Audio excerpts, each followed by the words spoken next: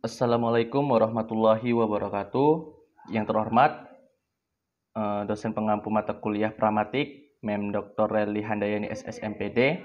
Di sini kami dari kelompok 10 yang beranggotakan Dea Laura Purba dengan NIM A1B1200105 dan saya sendiri Fadli Zaldi dengan NIM A1B1200048 akan mempresentasikan video materi kami mengenai kajian pustaka Pramatik. Baik, langsung saja masuk kepada materi yang pertama, yaitu adalah pengertian dari kajian pustaka. Menurut Nyoman Kutaratna pada tahun 2010, halaman 276, kajian pustaka adalah seluruh bahan bacaan yang mungkin pernah dibaca atau dianalisis, baik yang sudah dipublikasikan maupun sebagai koleksi pribadi. Selanjutnya adalah pengertian pragmatik. Pragmatik itu adalah suatu kajian yang muncul dari pandangan Morris tahun 1938 tentang semiotik, yaitu ilmu yang mempelajari sistem tanda atau lambang. Kaswanti Purwo pada tahun 1990 halaman 16 menjelaskan bahwa pragmatik adalah telaah mengenai segala aspek makna yang tidak tercakup ke dalam teori semantik.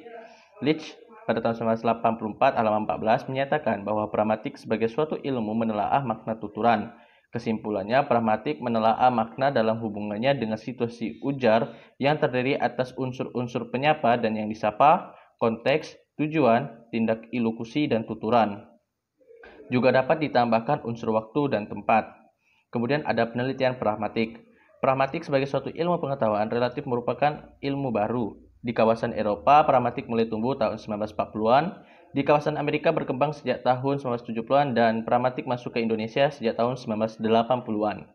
Di Indonesia, penelitian pragmatik belum banyak dilakukan oleh orang. Implikator percakapan sebagai salah satu aspek pragmatik yang paling menonjol pun baru diteliti oleh beberapa orang. Di samping masih belum mendalam, penelitian yang dilakukan atas IP itu sebagian besar bukan IP dalam bahasa Indonesia.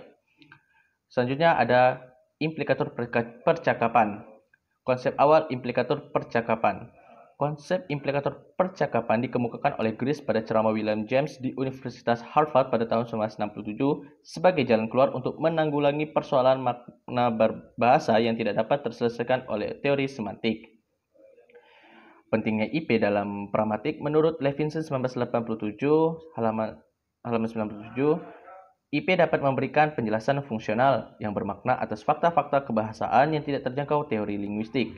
Kemudian, IP memberikan penjelasan eksplisit adanya perbedaan antara apa yang diucapkan secara lahiriah dan apa yang dimaksud oleh suatu ujaran dan bahwa pemakai bahasa pun memahami. Kemudian, IP dapat menyederhanakan deskripsi semantik hubungan antar klausa yang berbeda dengan konjungsinya. Dan terakhir, IP dapat diterangkan dengan berbagai macam gejala kebahasaan yang secara lahiriah tampak tidak berkaitan atau bahkan berlawanan, tetapi ternyata berhubungan. Grice sendiri pada tahun 1991 halaman 314 dari Levinson 1987 halaman 126 membedakan adanya dua macam IP. Yang pertama adalah IP khusus atau Particularized Conversational Implicator, adalah IP yang kemunculannya memerlukan konteks khusus, dan yang kedua adalah IP umum atau Generalized Conversational Implicator, yaitu IP yang munculnya di dalam percakapan tidak memerlukan konteks khusus. Kemudian ada prinsip kerjasama. Kita harus tahu apa itu prinsip kerjasama. Prinsip kerjasama dikemukakan oleh Grice yang bunyinya, buatlah sambungan percakapan Anda seperti yang diinginkan pada saat berbicara berdasarkan tujuan percakapan yang disepakati atau arah percakapan yang sedang Anda ikuti.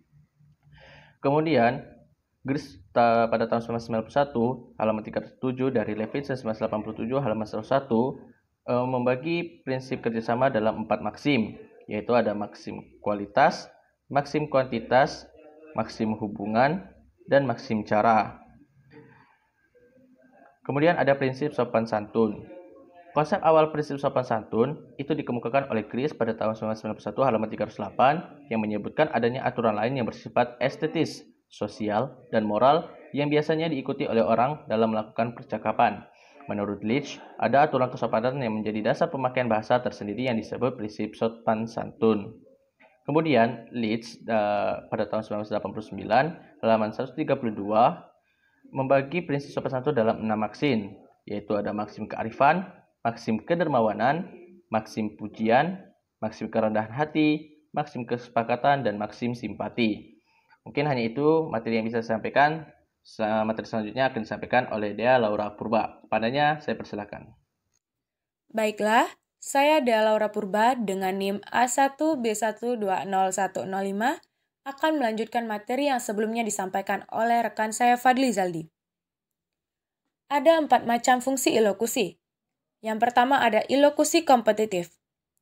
Fungsi tindak tutur kompetitif memiliki sopan santun yang bersifat negatif, dan tujuannya ialah mengurangi ketidakharmonisan yang tersirat dalam kompetisi antara apa yang ingin dicapai oleh penutur dengan apa yang dituntut oleh sopan santun. Misalnya, memerintah, menuntut, mengemis, menolak, dan meminta dengan paksa. Yang kedua ada ilokusi menyenangkan. Fungsi ilokusi ini sejalan dengan tujuan sosial. Fungsi menyenangkan pada dasarnya bertata krama dan sopan santun.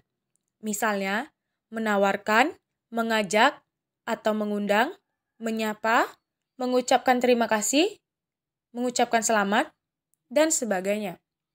Yang ketiga ada ilokusi bekerja sama.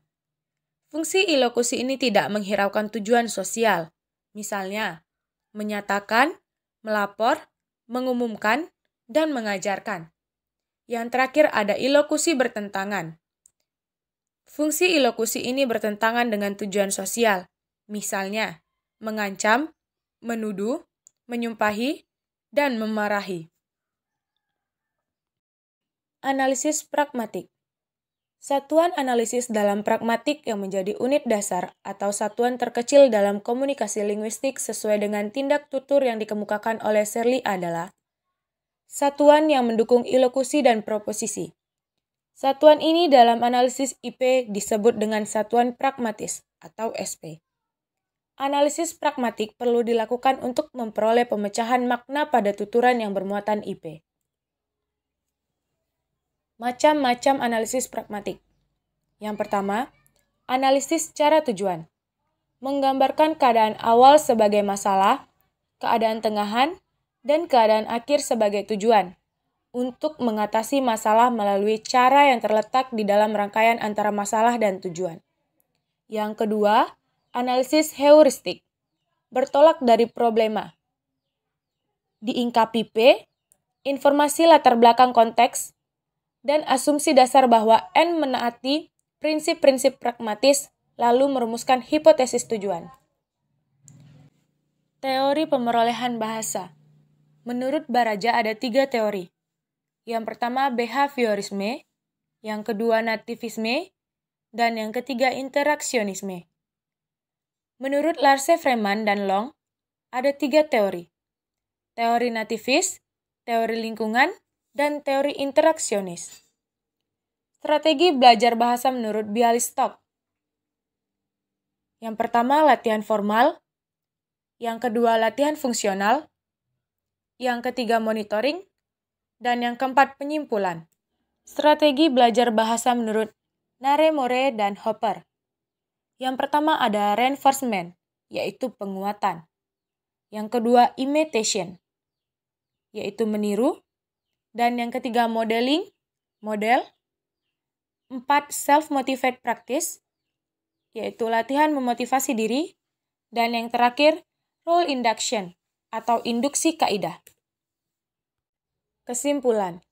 Kajian pustaka menjadi latar belakang teori yang mendasari dan menopang kerangka teori penelitian. Kerangka teori itu mencerminkan kerangka berpikir peneliti, sebagai dasar pijak penelitian, dan sebagai pembuka wawasan bagi peneliti untuk melakukan penelitian terhadap IP.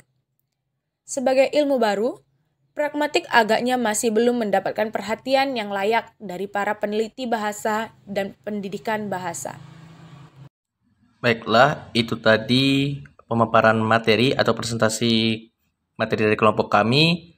Apabila ada kesalahan dan kekurangan lainnya, saya mohon maaf. Saya akhiri, wassalamualaikum warahmatullahi wabarakatuh.